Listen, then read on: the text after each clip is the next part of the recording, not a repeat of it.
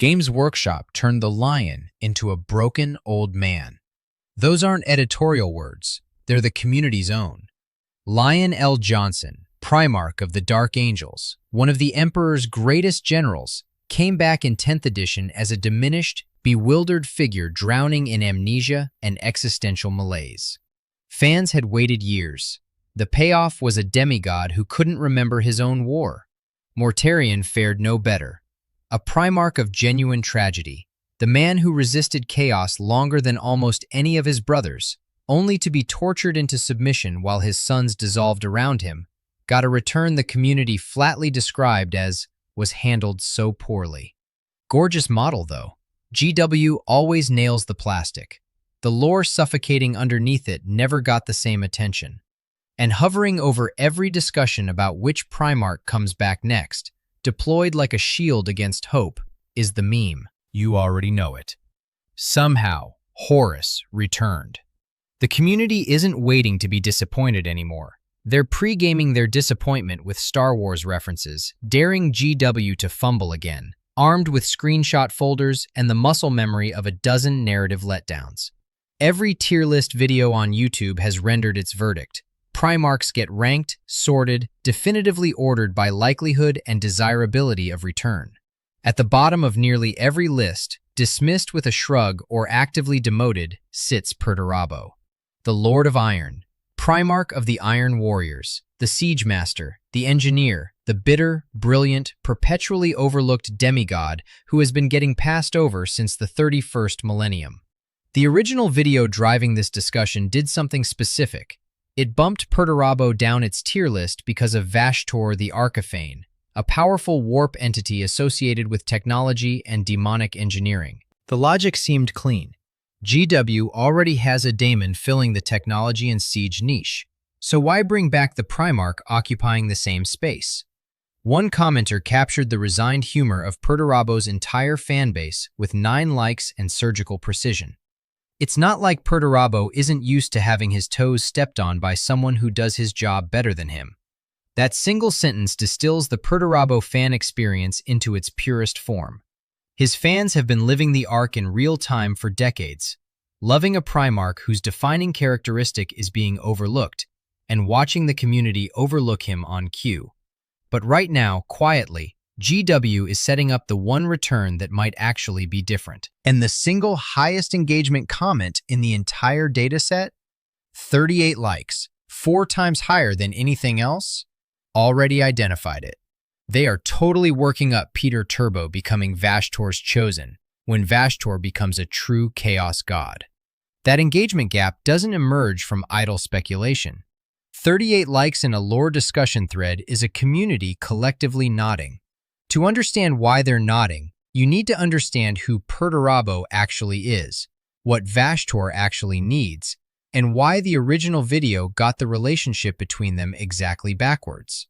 Perturabo was, from the moment the Emperor found him on the world of Olympia, a being of staggering intellectual and martial gifts. A grim warrior, yes, but more fundamentally a master of technological arcana who wielded logic and the mathematics of warfare as keenly as he did a blade and bolter. He could look at a fortress and see stress equations where others saw walls. Load-bearing vulnerabilities. Fields of fire. The precise tonnage of ordnance needed to reduce stone and adamantium to dust. He designed war machines, void-capable vessels, weapons of terrifying ingenuity. His mind moved between technological arcana and applied demolition without friction or pause. The Emperor, recognizing these gifts, rewarded him with the one assignment guaranteed to ensure he'd never be loved. Siege warfare, the thankless, mathematically precise labor of grinding enemy fortifications to rubble, while brothers like Sanguinius and Horus led glorious charges and fought poetic last stands. Perturabo was the workhorse in a stable of racehorses. Dorn got the glory Perturabo believed he deserved. Perturabo got the trenches. He got the siege lines and the casualty lists and the grinding arithmetic of attritional warfare that no poet would ever celebrate. The rivalry between him and Dorn hardened into something beyond personal hatred. Two Primarchs with overlapping skill sets, and the Imperium only had prestige enough for one of them. Dorn got the prestige, Perturabo got the work. Feeling bitter and marginalized, Perturabo sided with Horus during the heresy. Even among traitors, the pattern held. Horus needed his siege expertise, his iron discipline, his willingness to absorb the ugly attritional grinder campaigns that chewed through legions, while other Primarchs pursued vanity projects. Perturabo prosecuted the entire civil war with the same brutal efficiency he brought to everything. His reward was the same indifference it had always been.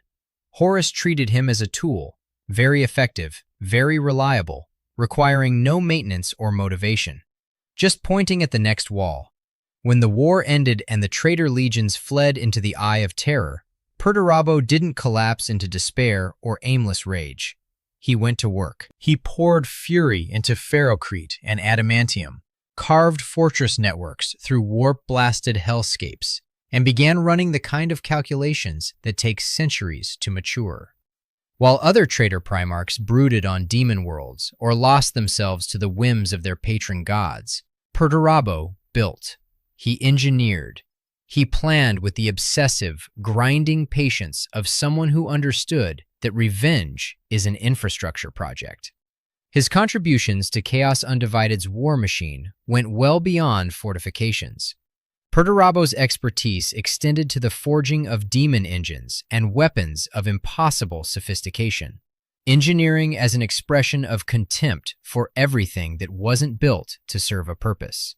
And his ascension to Demon Prince happened on terms that set him apart from every traitor Primarch who underwent the transformation. After the heresy, he constructed the Iron Cage, an elaborate fortress on the world of Sebastus IV, designed from the foundation stones up as bait for his most hated rival. Perturabo read Rogel Dorn's psychology the way he read a structural blueprint, load-bearing weaknesses, stress fractures in the emotional architecture, the exact points where pressure would cause catastrophic failure. Dorn was consumed with grief and rage after the heresy, desperate for a confrontation that would give his suffering purpose. Perturabo gave him one. The fortress wasn't a static defense. It was a kill box masquerading as a challenge, every corridor a funnel, every chamber a killing ground. The entire structure was a siege engine in reverse, a fortress that consumed its attackers with the same methodical efficiency Perturabo brought to reducing enemy walls. Dorn charged in with the furious certainty of a man who needed vengeance more than oxygen, and Perturabo methodically annihilated his forces. The Iron Cage broke the Imperial fists so thoroughly that the Legion required 19 years to rebuild. 19 years for a Space Marine Legion with the full support of the Imperium behind it. That timeline tells you everything about the scale of destruction Perturabo inflicted. He didn't just win a battle, he dismantled the Imperial fists as a functional military force and harvested the spoils.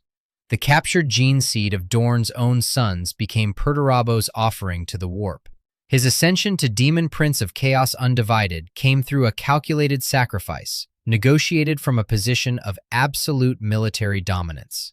He engineered his own apotheosis the way he engineered every siege, with precision, patience, and total control of the operational environment. The way he fell matters more than the fact that he fell at all. 10,000 years later, Perturabo is still building. The 10th edition Eye of Terror, Reign of Iron campaign reveals his grand plan to bring the Cadian Gate under his complete dominion. After 10 millennia of preparation, fortress networks carved through warp-blasted hellscapes, calculations running that take centuries to mature, the Lord of Iron is making his move. He isn't brooding. He isn't broken.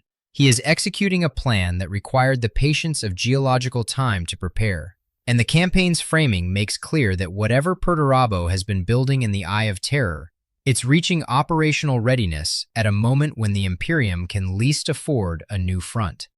Into this landscape, Games Workshop introduced Vashtorr the Architect, and the ground shifted beneath everyone's feet.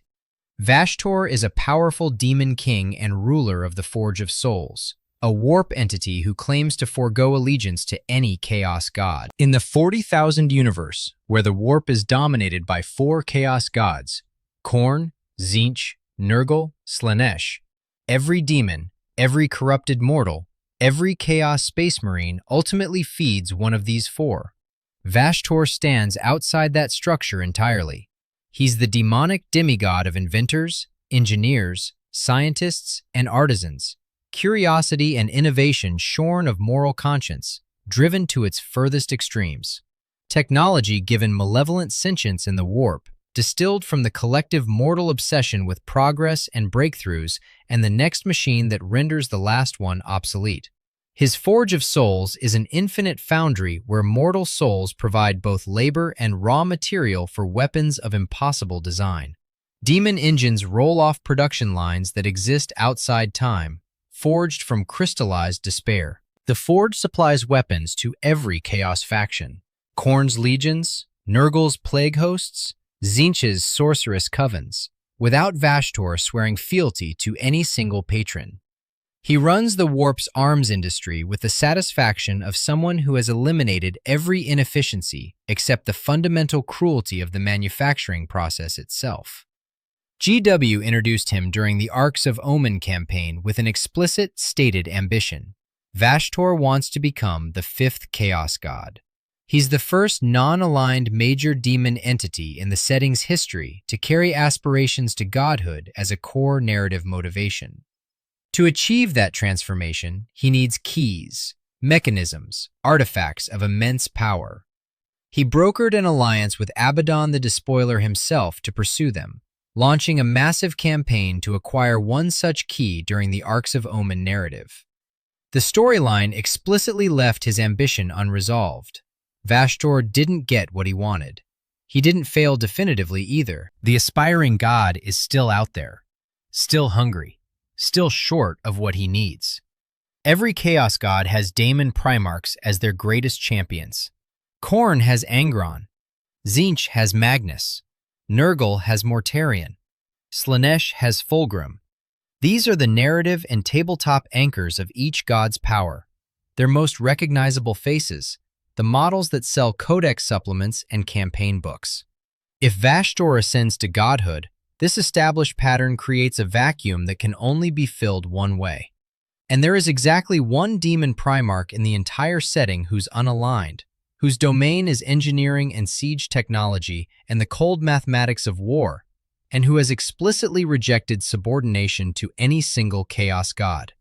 Perturabo destroyed an envoy sent by Nurgle offering him demonhood under the plague god's patronage. He annihilated the messenger with the contempt of someone who found the offer itself insulting. A being who already achieved demon prince status under Chaos Undivided, who demonstrated through violence that he'll never kneel to the existing 4, and whose fundamental expertise maps onto Vashtorr's domain with an almost suspicious precision. Engineering. Demon engines. The intersection of warp energy and technological innovation. The Forge and the Fortress Builder, occupying adjacent thrones with a doorway between them that the lore seems to have left open on purpose. The original video looked at this overlap and concluded Vashtorr replaces Perturabo. The structural logic of the setting and 38 enthusiastically agreeing commenters point to the opposite conclusion. Vashtorr is the catalyst for Perturabo's return. The aspiring god who needs a Primarch-tier champion, meeting the only demon Primarch whose portfolio was practically built for the role. Every other demon Primarch fell through a uniformly degrading pattern. Perturabo breaking it would redefine what a chaos champion can be. Magnus the Red, Primarch of the Thousand Suns, was a scholar and sorcerer of breathtaking power who made a desperate bargain with Tzeentch to save his sons from the flesh change, a mutation transforming his space marines into mindless spawn. Tzeentch offered a cure. The cure was a trap. Magnus lost his autonomy in increments, each subsequent bargain pulling him deeper into Tzeentch's web, until what he experienced as free will was really the last calculated move in a game the Architect of Fate had been playing for millennia. The Sorcerer King was maneuvered into demonhood through a series of escalating dependencies, each one appearing voluntary while the aggregate stripped away every alternative until ascension was the only option remaining. Mortarion's fall was the cruelest in the entire heresy because he was the Primarch who most despised chaos. He'd spent his mortal life on a poison world, fighting a sorceress overlord. The warp disgusted him at a cellular level. Nurgle broke him through the only vulnerability such a man possessed: his sons. Trapped aboard a plague ship drifting through the warp, surrounded by death guards screaming and rotting alive from diseases Nurgle had unleashed, Mortarion held out longer than any mortal or post-human being reasonably could. His warriors' organs liquefied inside their power armor, while their vocal cords still functioned, and that keening, wet, endless sound was Nurgle's real weapon. Mortarion endured until his sons were dissolving around him, and nothing remained to save. Then he wept. Then he begged. Nurgle didn't seduce Mortarion. The plague god simply tortured him into compliance, using love for his own sons as the instrument. Fulgrim, Primarch of the Emperor's children, found a warp-tainted blade in a Xenos temple on the world of Leyrin. The daemon within it gradually hollowed out his consciousness, like a parasite consuming its host from the inside, stripping away identity and agency until the being inhabiting Fulgrim's body bore no resemblance to the Primarch who'd first picked up the weapon. By the time that entity swore itself to Slaanesh, there was arguably no Fulgrim left to object. The daemon occupied his body and extinguished his autonomy entirely. Angron was a dead man walking long before Khorne claimed him. The butcher's nails, cybernetic implants hammered into his brain by the slavers of his homeworld, had been degrading his neural tissue for decades. By the time of the heresy, ascension to Demon Prince was literally the only biological option that could keep his body functional. Khorne simply waited for the inevitable with the patience of a vulture circling something that was already cooling. Lorgar, the closest thing to a willing convert among them, had been groomed for decades by Erebus and Cor Ferron, his own lieutenants who had been running Chaos's agenda since before Lorgar even knew the gods had names. His supposed devotion was the product of psychological manipulation so thorough that calling it voluntary requires ignoring everything that preceded the moment of supposed choice. Broken, tricked, consumed, forced, groomed. 5 demon Primarchs, 5 variations of stolen agency. The Chaos gods don't recruit, they acquire. Perturabo would shatter that pattern. 2 calculating, technology-obsessed entities recognizing mutual strategic value. An alliance forged by ambition on both sides.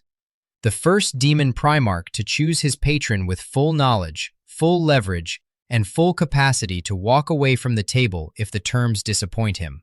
No desperation, no trickery, no parasite dissolving his mind while he sleeps. A cold-eyed engineer evaluating a contract and deciding the terms are acceptable, or, more precisely, deciding that the terms can be renegotiated from a position of strength once the contract is already in force, because that's what Perturabo does with every agreement he's ever entered.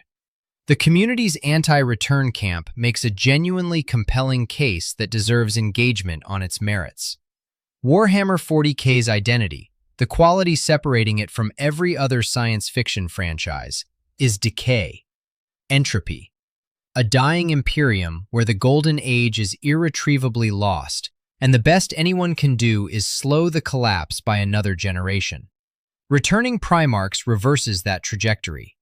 Each return risks making 40K feel less like a universe of grinding, inexorable decline and more like a superhero franchise where the cavalry always arrives in the third act. Community members making this argument are defending the thing that made the setting matter in the first place. Every Primarch return risks transforming a universe about the death of hope into a universe about really powerful guys punching each other. The tension between narrative advancement and tonal preservation is real, and dismissing it means not understanding why 40K works. But the Vashtorr-Perturabo alliance wouldn't restore an old hero. It would introduce an entirely new axis of threat. A 5th Chaos god with a demon Primarch who chose damnation with open eyes would accelerate the decay, deepen the darkness, and make the Imperium's situation measurably worse. New demon engines and corrupted technology pouring out of the Eye of Terror under the command of a being who has spent 10,000 years preparing for exactly this kind of escalation. That isn't cavalry arriving, it's another horseman. Alongside Perturabo, the theory that Sanguinius could return through the Black Rage carries its own weight. 8 likes, and the phrase, insanely cool. A descriptor almost impossible to earn from a community this jaded. The Black Rage is the psychic curse carried by every Blood Angel, a genetic echo of Sanguinius's death at Horus's hands, transmitted through the gene seed, that causes afflicted Marines to literally relive their father's final moments. They see Horus before them. They feel blows landing on flesh that isn't theirs. The hallucination is so total that the Marine ceases to exist as himself. He becomes Sanguinius in those final seconds, screaming defiance at the arch-traitor while his body fights with a fury that has no mortal explanation. Thousands of Blood Angels across 10 millennia, all carrying the same psychic scar, all channeling the same dying consciousness. If that accumulated psychic weight could coalesce, through the Sanguinor perhaps, a mysterious golden warrior who manifests to Blood Angels at their darkest hour, long theorized as either a precursor to this event or a partial manifestation already in progress, the return wouldn't need a deus ex machina. The mechanism already exists in the lore, woven into the genetic identity of an entire chapter and all its successors. A dead Primarch, reconstructed through the collective suffering of his own sons across 10,000 years. That's earned storytelling, built on foundations GW laid decades ago, and it provides an emotional counterweight to the cerebral Perturabo argument. One return driven by cold strategy, the other by inherited grief reaching critical mass. Fulgrim's clone offers something else entirely. A mirror held up to the concept of corruption itself. Fabius Bile created a clone of the Emperor's Children Primarch, a clean Fulgrim, the original Primarch as he was before corruption, noble, talented, loyal, while the demon wearing the original's body still exists somewhere in the warp. 2 Fulgrims, one a monster gorged on sensation, one a man haunted by memories of what his original became. The narrative tension practically writes itself, and the community's 7-like engagement signal suggests genuine appetite for exploring it. Where Perturabo's return would be the dirty version, a Primarch deliberately choosing deeper damnation, the Fulgrim clone represents its inverse, a reset to innocence confronting the monster wearing its own face. Rogel Dorn enters as the wild card, his fate deliberately ambiguous since a skeletal hand was recovered as the only evidence of his disappearance. The theory that Dorn survived was captured by the Drukhari, the galaxy's most inventive torturers, and driven irreversibly mad, possibly re-emerging centuries later as a deranged, unrecognizable zealot among the Black Templars, pulled 6 likes and a kind of horrified fascination from the community. Taking the stoic, immovable Primarch of the Imperial Fists and shattering him into something his own sons wouldn't recognize is exactly the kind of narrative cruelty 40K does best. The symmetry with Perturabo cuts deep. The rival who once charged into the Iron Cage with blind fury, now wandering the galaxy as a broken shadow of himself, while the man who built that trap ascends to stand beside a new god. Games Workshop's lore advancement operates as a sales funnel. Guilliman and the Lion's Returns each came with a centerpiece model and an entire marketing cycle built around the reveal. A Perturabo-Vashtorr alliance wouldn't just be a story beat. It would generate an entire product ecosystem. New demon engines redesigned with Vashtorr's aesthetic. Iron Warrior-specific units blending Perturabo's siege doctrine with the Archiphane's warp-forged technology. Vashtorr-aligned faction keywords opening up army-building possibilities that don't currently exist. An entire 5th Chaos God faction with its own codex, supplements, campaign books, and years of release schedule to fill. Multiple sources have flagged Perturabo as the long bet. Could be 40K, could be Horus Heresy, But the near-term win is actual Iron Warrior support and likely box releases. GW demonstrated with the Primaris Marine range that narrative advancement is its most effective tool for driving model sales. A fifth Chaos God with a Demon Primarch champion represents years of releases, multiple campaign boxes, and an entirely new collecting ecosystem built from scratch. One commenter captured it plainly. If it will cause sales, GW will bend the lore. Perturabo's return serves narrative logic, fan desire, and quarterly earnings simultaneously. That alignment almost never happens, and when it does, the lore moves to match the business case. That 38-like engagement signal does carry a caveat, though. The Perturabo nickname, the community's affectionate diminutive for the Lord of Iron, scored identically at 38 likes in the same dataset. A real possibility exists that the Vashtorr comment's engagement was partially inflated by the sheer mimetic magnetism of the nickname itself. People may have been liking the joke as much as the theory. A single engagement signal can't carry the full weight of a thesis when ironic affection might be doing some of the lifting. Sanguinius through the Black Rage stands as the co-pillar. 8 likes of pure positive engagement with no meme inflation muddying the data. Both theories have structural logic. Perturabo Vashtorr has commercial inevitability. Sanguinius has emotional resonance and a cleaner signal. The structural logic holds independent of any comment section, though. One aspiring god needs a Primarch tier anchor for his pantheon. One unaligned demon Primarch whose entire skill set mirrors that god's domain is sitting in the Eye of Terror, running calculations that span millennia. The 10th edition Reign of Iron campaign has already started to show what Perturabo has been building toward. The Cadian Gate, the Dominion, the grand design that required 10,000 years of infrastructure to support. The real uncertainty isn't whether GW makes this happen.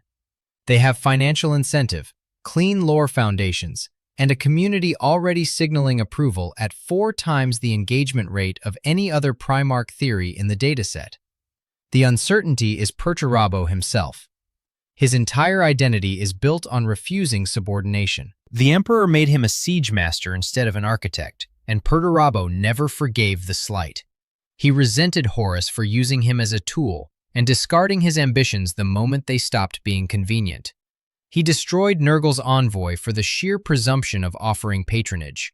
10,000 years in the Eye of Terror, and the one consistent through line of his character is this: he has never once accepted a role someone else defined for him without eventually turning it into a grievance, a weapon, or both. Vashtorr might offer partnership, might frame it as an alliance of equals, the god of innovation and the greatest military engineer the galaxy has ever produced, working together to remake the warp's power structure. Perturabo might accept those terms.